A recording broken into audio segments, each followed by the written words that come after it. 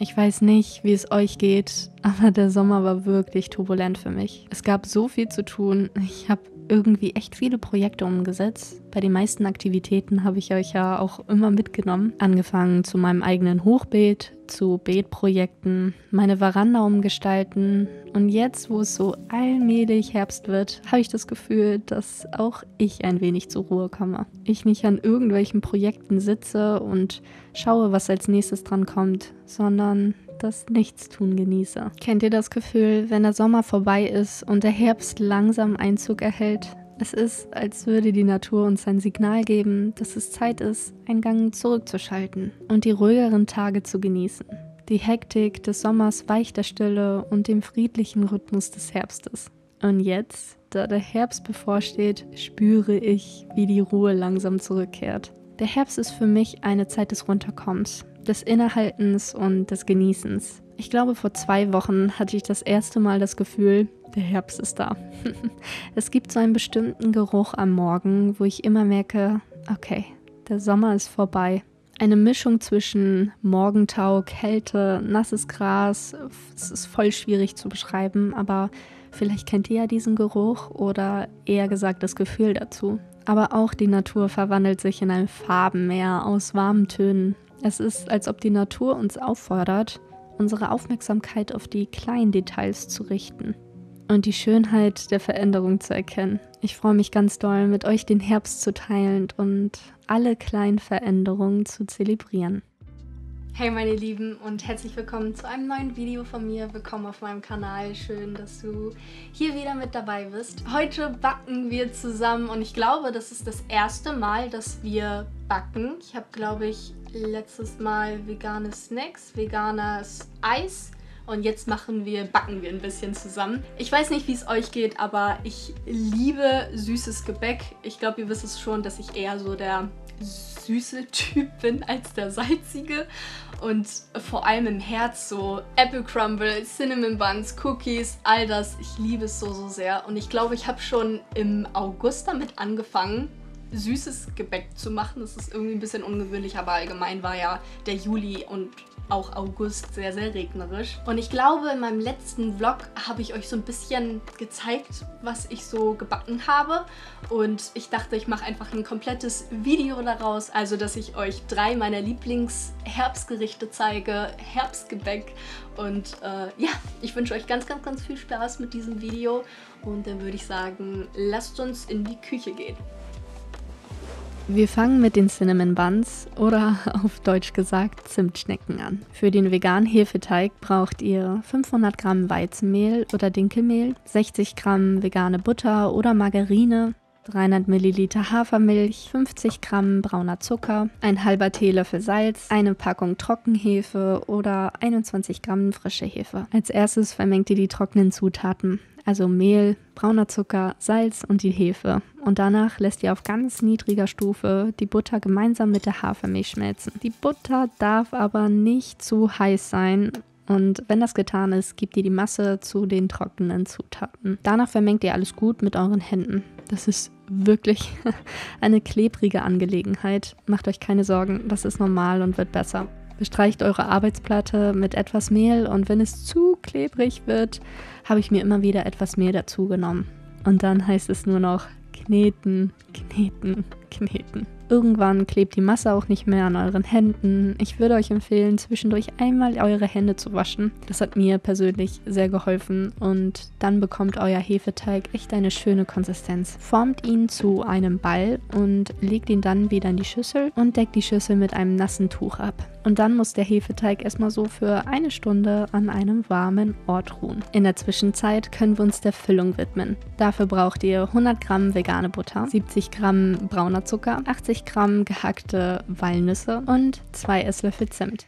Die vegane Butter zerlasst ihr in einem Topf und dann vermengt ihr alle Zutaten nur noch miteinander. Also Zucker, Zimt und Butter gut umrühren. Ich habe meine Walnüsse noch etwas mit einem Mörser zerhackt und ebenfalls dazu getan. Kühlt die Füllung gut ab, ansonsten zerfließt es in den Zimtschnecken und das wollen wir natürlich nicht. Dann könnt ihr schon mal eure Auflauf- oder Springform einfetten. Ich habe das mit Kokosöl gemacht und ich finde, die geben den Zimtschnecken nochmal eine besondere Note.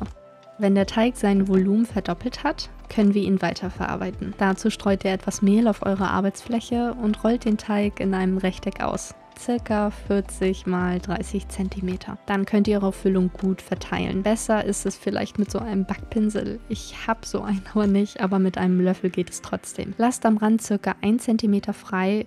Oh Gott, es sieht jetzt schon so unfassbar lecker aus. Und beim Videoschneiden und Voice-Over aufnehmen bekomme ich jetzt wieder Hunger und habe einfach so Lust, wieder ein paar zu essen. Dann könnt ihr den Teig von der langen Seite aus aufrollen. Macht das am besten vorsichtig und langsam, damit ihr nichts einreißt. Und jetzt könnt ihr eure Zimtschnecken schon zuschneiden.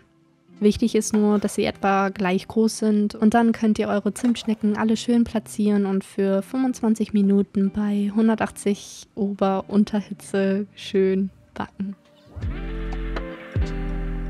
Schnelldurchlauf. Tada, da sind sie schön braun, gold gebacken. Und dann zum Schluss könnt ihr noch oben diese Puderzuckercreme machen, bestehend aus Puderzucker und Hafermilch. Alles gut verrühren und je nach Geschmack auf eure Zimtschnecken verteilen. Mehr ist mehr irgendwie. Und das ist das Ergebnis. Ich verspreche euch, das sind die besten Zimtschnecken, die ihr jemals gegessen habt.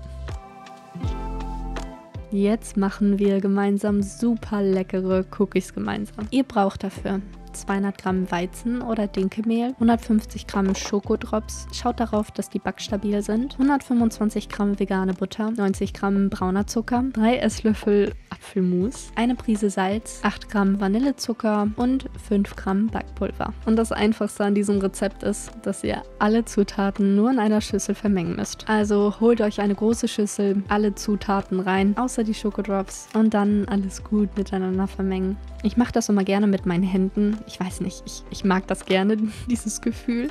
Und zum Schluss dann noch die Schokodrops hinzugeben und unterheben. Formt kleine Bällchen mit euren Händen und legt sie mit einem kleinen Abstand dann auf das Backblech. So sehen sie jetzt aus und dann kommen sie für 12 Minuten bei 180 Grad Umluft in den Backofen. Voila! Eure Cookies sind fertig. Lasst sie circa 10 Minuten abkühlen, bis ihr sie vom Backblech runternehmt und dann sind sie ready für den Verzehr.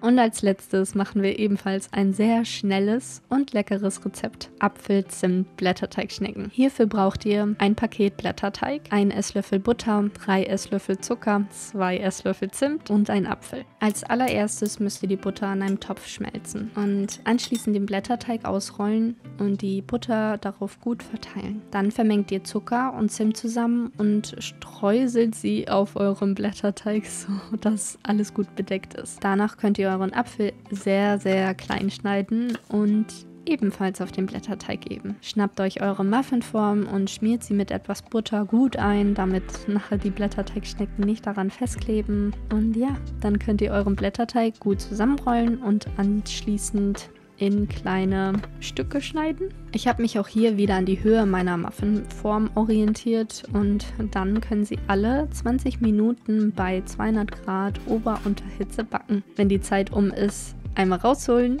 gut abkühlen lassen, bis ihr sie dann rausnehmen und genießen könnt. Und jetzt kommt der spaßigste Part, dekorieren. Ich liebe es. Das ist ehrlich gesagt mein liebster Part von allem. Ich gebe mir dann auch immer besonders viel Mühe, hole mein liebstes Geschirr raus und packe sie dann alle auf einem Teller.